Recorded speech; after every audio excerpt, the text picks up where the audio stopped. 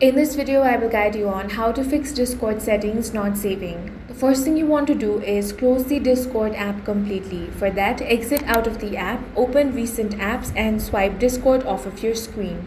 Now reopen the app and check if the settings are saved properly. If it still does not work, then the next thing you want to do is delete the Discord app from your device. For that, long press on the Discord app and tap on the uninstall option. Go ahead and tap on OK. Next thing you want to do is update the Discord app to the latest version. For that, launch open Play Store or App Store. Now search for Discord. Here, if you find an update option, tap on that and update the app to the latest version. After that is done, launch open Discord and check if the issue is fixed. If it is still not fixed, you want to uninstall the application. For that, tap and hold on Discord. Now tap on the uninstall option, then tap on OK. Once it has been uninstalled, launch open Play Store or App Store.